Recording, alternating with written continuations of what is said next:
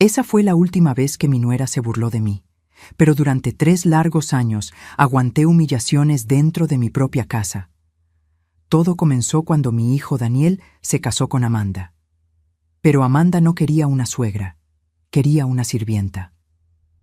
Desde el primer día dejó claro que yo no estaba a su altura. En los primeros meses, todavía intenté creer que era solo una fase de adaptación. Se quejaba de todo, principalmente de la comida que yo preparaba. Decía que mis tortillas quedaban demasiado gruesas o que no sabía darle sabor a la comida. Yo me tragaba el orgullo e intentaba hacerlo diferente. Limpiaba toda la casa todos los días. Lavaba la ropa a mano porque ella decía que la lavadora gastaba mucha energía. Pasaba horas en la cocina preparando los platillos que a ella y a mi hijo les gustaban. Y aún así, nunca era suficiente. Amanda trabajaba en casa por computadora y Daniel trabajaba todo el día como mecánico en el taller del compadre Ernesto. Salía antes de que saliera el sol y regresaba cuando ya estaba oscuro. Él no veía cómo Amanda me trataba cuando estábamos solas. Enfrente de él, ella era dulce, me llamaba suegrita y sonreía. Pero cuando la puerta se cerraba y él se iba, la sonrisa desaparecía. Yo me convertía en solo una sirvienta. Muchas veces pensé en irme, pero no tenía valor para dejar a mi hijo. Él era todo lo que me quedaba en este mundo. Yo era viuda y ya tenía 64 años. Amanda lo sabía. Sabía que yo jamás lo abandonaría y usaba eso en mi contra. Hacía comentarios malvados sobre mi edad, que yo era demasiado vieja para seguir viviendo con el hijo. Un día, anunció que estaba embarazada. Daniel se puso muy feliz. Él siempre quiso ser papá.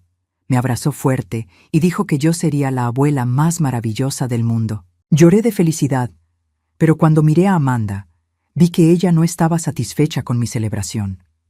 A partir de ese día, todo empeoró. Empezó a usar el embarazo como pretexto para todo. No podía hacer nada porque estaba embarazada.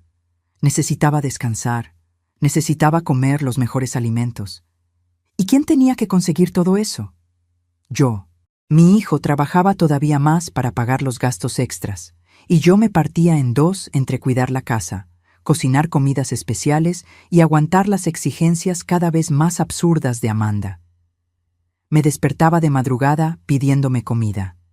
Me mandaba ir al mercado a comprar frutas específicas, y cuando regresaba decía que ya no quería eso. Se quejaba de todo el tiempo, y siempre terminaba sus frases con esa pregunta ridícula que me lastimaba más que cualquier otra cosa. ¿Con 64 años todavía no aprendiste eso? ¿Con 64 años no sabes hacer aquello? Como si mi edad fuera una vergüenza, como si los años que viví no valieran nada. Pero aguanté callada, porque no quería crear problemas para Daniel. Él ya tenía demasiadas preocupaciones. Una tarde de jueves estaba limpiando su cuarto.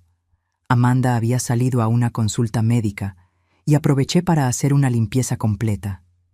Mientras pasaba el trapo debajo de la cama, mi mano tocó algo. Era una caja de zapatos escondida bien en la esquina, cubierta por una cobija vieja. Yo no acostumbro meterme en las cosas de los demás. Mi mamá me enseñó a respetar la privacidad ajena, pero algo dentro de mí me dijo que mirara.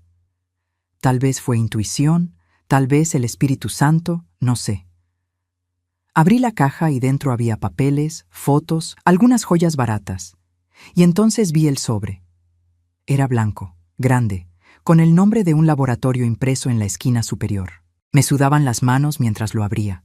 No debería estar haciendo eso, lo sabía, pero ya había empezado y necesitaba saber qué era. Cuando leí el encabezado, se me revolvió el estómago. Prueba de paternidad. Seguí leyendo, aunque sin entender bien todos los términos médicos. Lo que entendí fue suficiente. Amanda había hecho una prueba de ADN con otro hombre, y la fecha del examen era reciente, de apenas 3 semanas atrás, cuando ella ya estaba embarazada. El resultado decía que ese hombre, un tal Luciano Ramos, tenía 99.9% de probabilidad de ser el padre de la criatura. Me senté en el piso frío del cuarto y me quedé ahí, sosteniendo ese papel, tratando de procesar lo que acababa de descubrir. Mi nieto, el bebé que Daniel esperaba con tanta alegría, el hijo que ya amaba antes de nacer, no era de él. Pensé en romper ese papel, en fingir que nunca lo había visto, en dejar todo como estaba. Pero ¿cómo iba a hacer eso? ¿Cómo iba a dejar que mi hijo criara un hijo que no era suyo, mientras esa mujer seguía humillándome, engañando a mi Daniel y destruyendo a nuestra familia? Guardé el sobre conmigo y esperé. Durante los días siguientes, actué normalmente. Cocinaba, limpiaba, atendía los caprichos de Amanda sin quejarme. Pero por dentro hervía. Cada vez que me trataba mal, cada vez que hacía esa cara de desprecio, yo pensaba en el secreto que cargaba. La observé con más atención y empecé a notar cosas. Las llamadas que hacía escondida en el baño. Los días en que salía diciendo que iba al médico, pero regresaba con olor a perfume de hombre. Las sonrisas que le daba al celular cuando pensaba que nadie estaba viendo. Daniel no se daba cuenta de nada. Llegaba cansado, cenaba en silencio, veía un poco de tele y se dormía. Los fines de semana compraba cosas para el bebé, armaba la cuna con tanto cariño, pintó el cuartito de amarillo porque no sabían todavía si era niño o niña. Decía que no importaba, que iba a amar a esa criatura más que a nada en la vida. Cada palabra suya era un dolor en mi pecho. Necesitaba contarle, pero no sabía cómo. Tenía miedo de que no me creyera, de que Amanda inventara alguna mentira y me corriera de la casa, de que perdiera a mi hijo para siempre. Entonces, decidí esperar el momento correcto. Necesitaba hacer algo que ella no pudiera negar, no pudiera desviar o manipular. Ese martes, día de la cena que cambió todo, yo había preparado caldo de res, el platillo favorito de mi Daniel. Me había levantado temprano.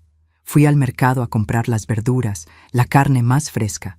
Había cocinado por horas a fuego bajo, con todo el amor y todo el sazón que aprendí de mi mamá.